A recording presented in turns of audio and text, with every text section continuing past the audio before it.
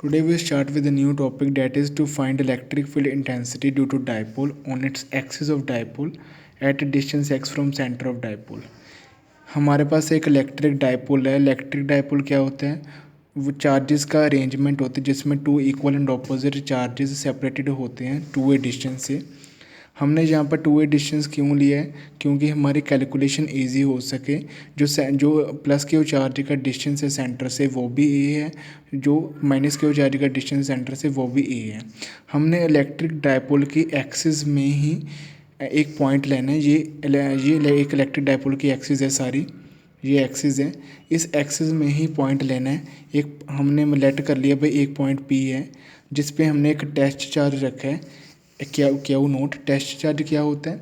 जिस पे हम एक्सपेरिमेंट करते हैं। टेस्ट चार्ज वो is always positive charge, positive.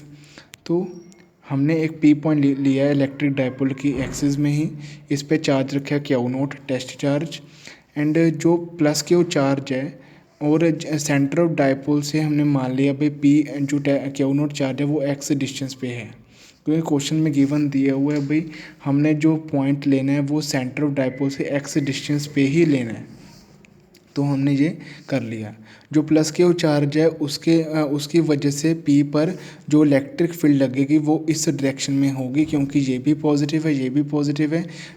जो प्लस क्यू चार्ज है इस पर इलेक्ट्रिक फील्ड लगाएगा टुवर्ड्स दिस डायरेक्शन। इसको हम ए मान लेते हैं, इसको हम बी मान लेते हैं और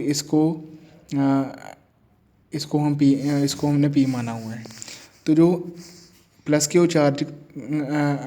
चार्ज की वजह से जो इलेक्ट्रिक फील्ड लगेगी वो लगेगी E1। E1 क्या है?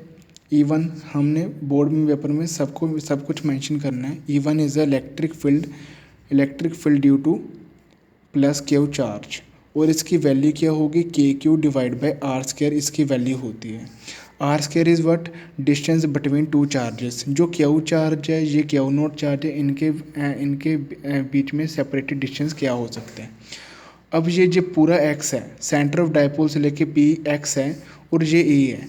अगर हम एक्स को ए में से माइनस कर दे तो ये डिस्टेंस हमारे पास डेफिनेटली आ जाता है। इसलिए जो आर का डिस्टेंस है वो क्या होगा? एक्स माइनस ए का होल स्क्वायर। इसको हमने E1 मान लिया।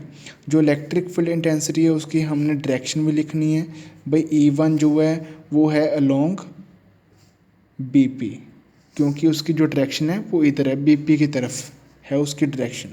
अगर इधर होती तो हम लिखते PB, इसकी डायरेक्शन PB के अलोंग है।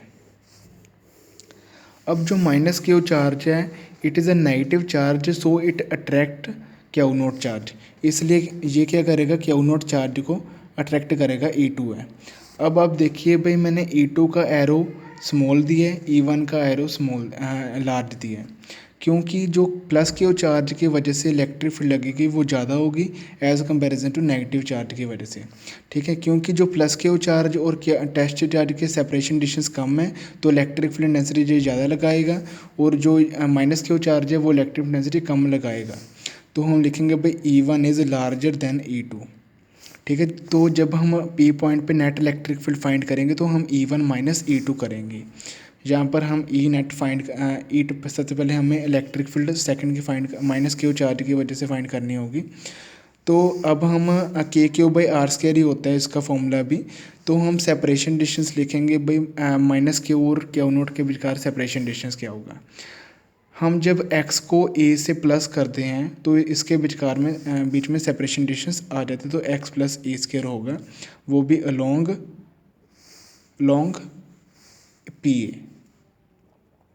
पी ए हम लिखेंगे। तो जब हम नेट इलेक्ट्रिक फील्ड फाइंड करेंगे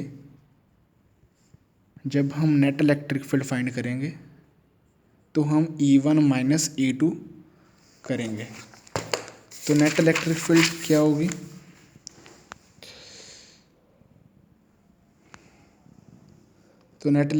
क्या होगी?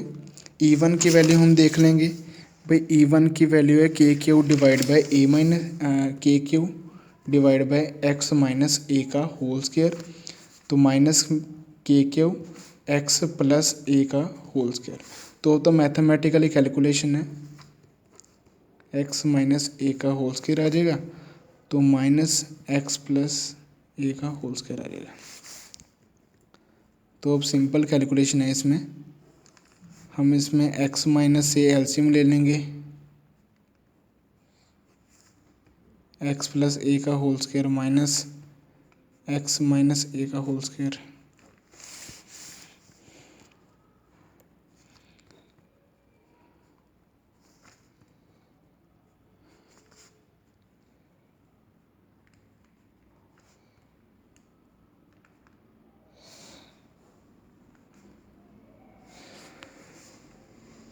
अब हम जो ये टर्म है ना, इसको हम ऐसे लिख सकते हैं भाई x माइनस ए, एक्स प्लस ए और ये पूरा होल स्क्वायर, क्योंकि जो स्क्वायर है वो कॉमन आ जाते हैं ब्रैकेट में, तो हमने ऐसे लिख लिया के Q x square a square 2xa minus x square minus a square plus 2xa।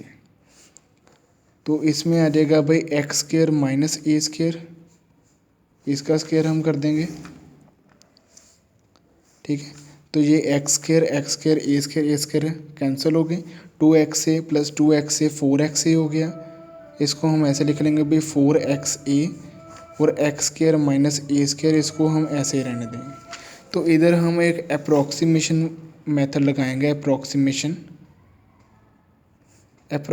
में क्या होता है, अप्रॉक्सीमेशन में हमने लेट कर लिया भाई जो x है, जो हमने x डिस्टेंस लिया था भाई सेंटर ऑफ डाइपोल से P पॉइंट तक, वो हमने मान लिया भाई x is very very greater than a, x is very very greater than a।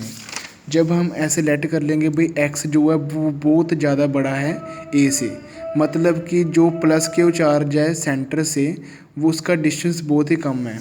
अगर बहुत ही कम है उसको हम सिमिलर ले लेते हैं भाई, ऐसे a को 0 पुट कर दिया। जब हम a को 0 पुट कर देंगे इधर एक्स स्क्वायर आ जाएगा, x की पावर 4 आ जाएगी। तो करते हैं के क्यू 4xa डिवाइड बाई, इधर हम जब a की वैल्यू 0 के लिए लिखेंगे तो इधर आ जाएगा भाई एक्स स्क्वायर, ऐसे करके आ जाएगा एक्स स्क्वायर। तो इधर क्या होगा, इधर कैंसिलेशन हो जाएगी। जैसे हम इसको हम मॉडिफिकेशन कर लेते हैं भाई, इधर के तो आएगा ही आएगा, इधर हम लिख लेते हैं भाई क्यू केला क्यू 2a लिख लेते हैं, तो 2x लिख लेते हैं, ऐसे हम लिख सकते हैं इसको। जब हम 2 को करेंगे तभी 4xa ही आ जाएगा। तो इधर हम एक्स क्यूब और x, क्योंकि x की पावर 4 आ रही तो हम एक्स क्यूब मल्टीप्लिकेशन x भी लिख सकते हैं, एक एक्स कैंसिल हो गया। तो जो Q2A फॉर्मूला होता है वो होता है डायपोल मोमेंट का फॉर्मूला। डायपोल मोमेंट का फॉर्मूले को ही हम कहते हैं प्लस Q, डायपोल मोमेंट के फॉर्मूले को ही हम कहते हैं। तो इधर नेट इलेक्ट्रिक फील्ड कौन सी आ जाएगी भाई, KP तो आएगा ही आएगा, 2 भी साथ में आएगा और नीचे आ जाएगा XQ। तो नेट इलेक्ट्रिक फील्ड जो है वो हमारी आएगी 2kp/x³। ये हमारा आ गया फाइनल आंसर। एक बार दोबारा से रिपीट कर देता हूँ। हमने क्या किया, इलेक्ट्रिक फील्ड इंटेंसिटी फाइंड करनी थी डायपोल की वजह से। तो एक डायपोल लिया, डायपोल की एक्सिस से ही सेंटर ऑफ डायपोल से x डिस्टेंस जाके हमने एक पॉइंट लिया P, उस P पॉइंट पे इलेक्ट्रिक फील्ड निकालनी थी। प्लस क्यू चार्ज की वजह से इलेक्ट्रिक फील्ड आई E1 जो कि लार्ज थी, क्योंकि इनके बीच में सेपरेशन डिस्टेंस कम है, देखने में पता लग रहा है। तो जो माइनस क्यू चार्ज है उसके वजह से इलेक्ट्रिक फील्ड इंटेंसिटी कम आएगी, क्योंकि separation distance is very large है। तो E1 की वैल्यू आ गई इतनी, डायरेक्शन इसकी आ गई अलॉन्ग BP। तो नेट इलेक्ट्रिक फील्ड की डायरेक्शन होगी वो भी इधर ही होगी, ठीक है, वो भी इधर ही होगी नेट इलेक्ट्रिक फील्ड, क्योंकि अगर ज़्यादा इलेक्ट्रिक फील्ड इधर ही है, कई बार कैसे होता है, जो जैसे फॉर एग्जांपल लेके बताता हूँ, एक बॉक्स है उस पर राइट साइड पे ज़्यादा फोर्स लग रही है, लेफ़्ट साइड पे कम फोर्स लग रही है। तो क्या होगा, जो राइट साइड होगी उस पर जो नेट फोर्स उधर ही होगी राइट साइड पे, क्योंकि उधर ज़्यादा फोर्स लग रही है। इधर भी ऐसे ही है, Q0 पे इलेक्ट्रिक फील्ड फोर्स ज़्यादा इधर लग रही है, तो ये इधर वाली मूव करूँगा, इसलिए नेट इलेक्ट्रिक फील्ड इधर वाला हो जाएगी। तो E1 की वैल्यू फाइंड की, E2 की वैल्यू फाइंड की, नेट इलेक्ट्रिक फील्ड फाइंड कर ली भाई, E1 माइनस E2 है, तो इस माइनस करके सॉल्व करके आंसर निकाल लिया। इधर अप्रॉक्सीमेशन लगाई भाई, ई की एक्सिस पे नेट इलेक्ट्रिक फील्ड आ गई 2kp/x³। ये हमारा आ गया शॉर्ट फॉर्म न्यूमेरिकल, आगे इसके बेस पे हम करेंगे। Thank you.